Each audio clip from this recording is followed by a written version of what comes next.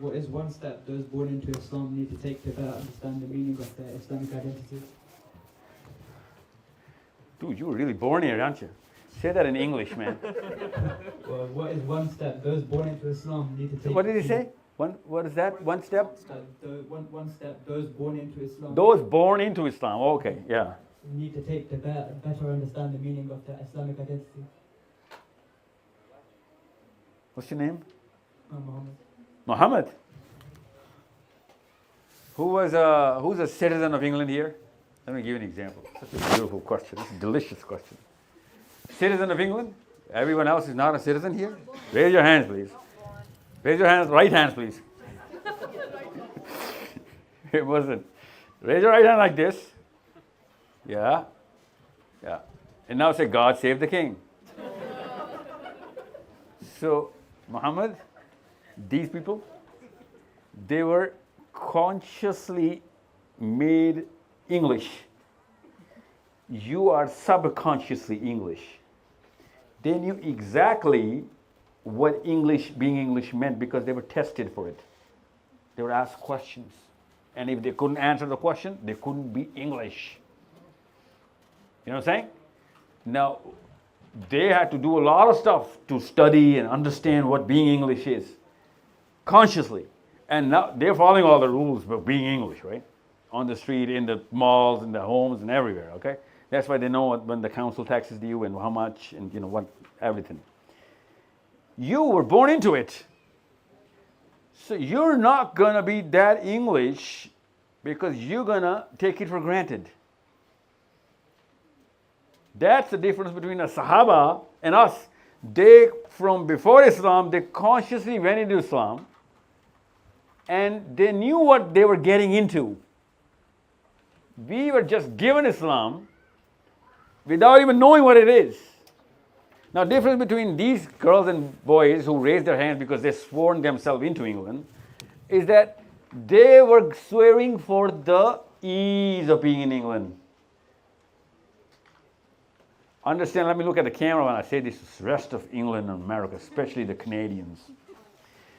They swore into England, could see the color of the passport changing in their minds. When they were doing this, good or bad heart doesn't matter. Us waqt innamal amalu binniyat kidhar tha? Really? Where was that hadith at that time? Just a question, eh? So they were eased into England. Sahabas did not come for the ease, they come for the difficulty. That's the difference between a Sahabi and us. When the Sahabi was converting into Islam, he knew my jaan bhi gayi, पैसे भी गए, बच्चे भी गए, खानदान भी गया, इज्जत भी गई. यहाँ पे खानदान में जय जयकार, इंग्लिश हो गई है, मेम हो गई हैं, पाउंड आ गए, तेरी ज़बान से अंग्रेज़ी बोलती हैं अब आपने. You're too young for that. You had no idea what the aunties went through. Trust me. I know you make fun of those aunties. You all know that. It's all right.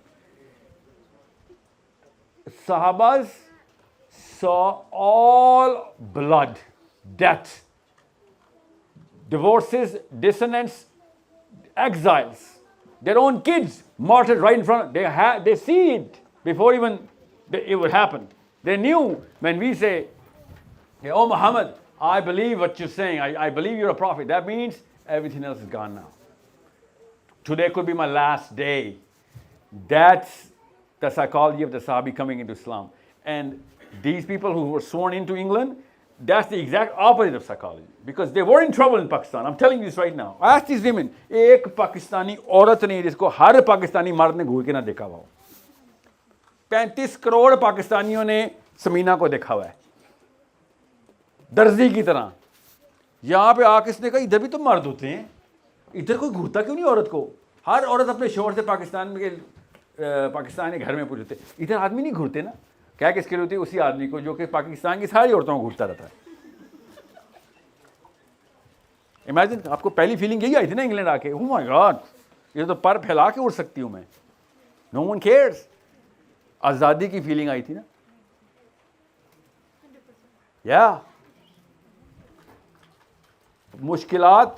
और आप आदमियों से पूछें ज़रा पाकिस्तान में किस तरीके से हर बंदे से 2 नंबरी कर रहा था और आप सरवाइव कर रहे थे। फिर भी घर आके नहीं बताते थे ये आपको कि किस मुसीबतों को झेल के पैसे कमा के आप लोगों को खिला रहे हैं कि भाई 20 बच्चे मेरे क्या क्या कुर्बानियां दे रहा था। इधर आके वो सारा डायनामिक्स बदल गया, मेहनत ज़्यादा करनी पड़ी होगी इधर। Obviously you are the first generation, but you knew कि भाई जो कुछ है वही है, जो लॉ है वो वही लॉ है, कोई हिडन मीनिंग कहीं पे नहीं आ रहा। हमने, लोगों ने नहीं, अब हमने ढूंढ लिए इधर तरीके 2 नंबरी के।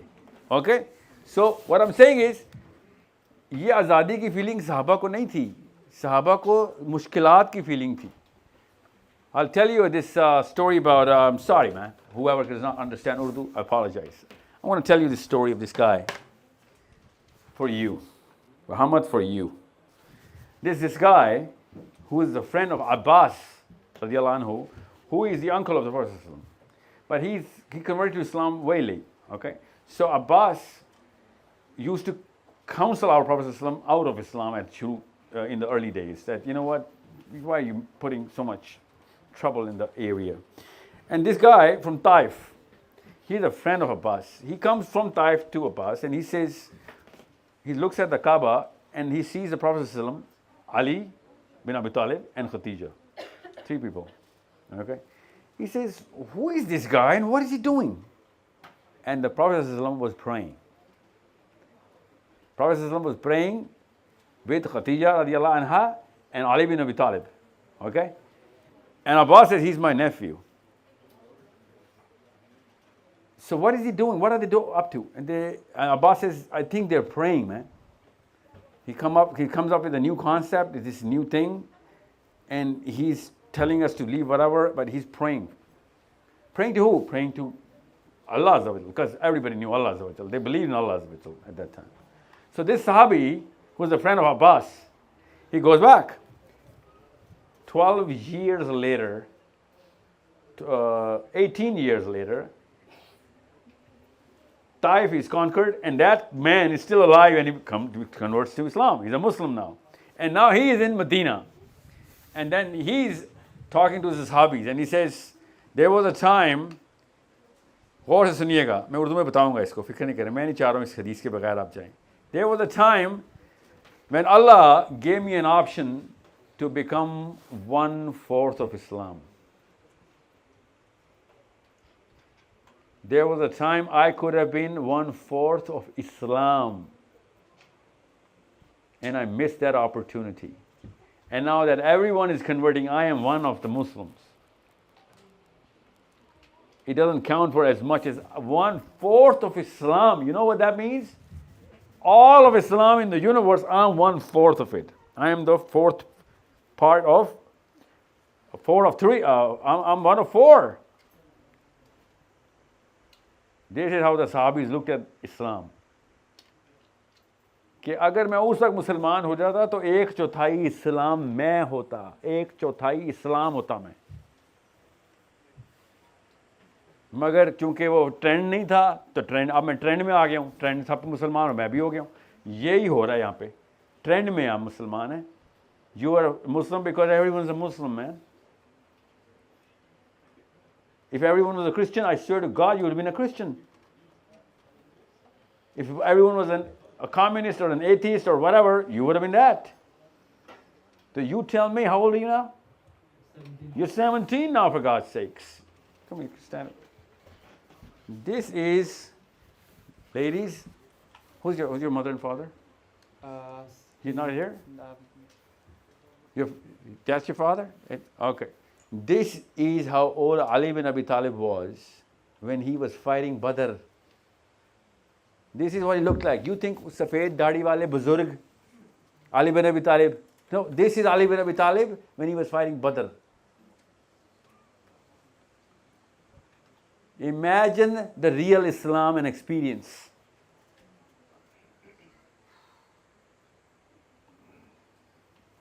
So, and by the way, there were Sahabis younger than him as well at that time. Okay? Zaid is younger than, please sit down.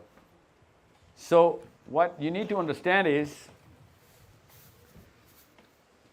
unless you know that you got to reset the clock, I'm sorry, you're going to be just like the way you folks are. I'm sorry, I'm sorry. You're done. You got to reset. Challenge. Isa ibn Maryam, Jesus, Isa ibn Maryam, says to his own disciples that you cannot be a disciple of mine unless you do unto your father whatever I've told to do unto you. That means unless you challenge your own father, you cannot be my disciple. You got to go against your own father's philosophy, not you. Isa ibn, because those were the kuffar, right? So you need to see where the whole inheritance of, that paradigm came into place, and calling yourself Muslim but not doing anything about it. Unless you're challenging that, you haven't taken your first step. You got to take an oath against this paradigm. That's what becoming conscious Muslim means, that you have taken an oath against the paradigm. So do you even know where to begin? That's your job one. How to begin challenging my own status quo, my own father, my own elders, that this is going to stop now. You guys have failed. I have failed in front of you. I'm your last generation. I've failed. You cannot be like us. And unless you start challenging us, you're going to be just like us or even worse. You understand me? So you're 17.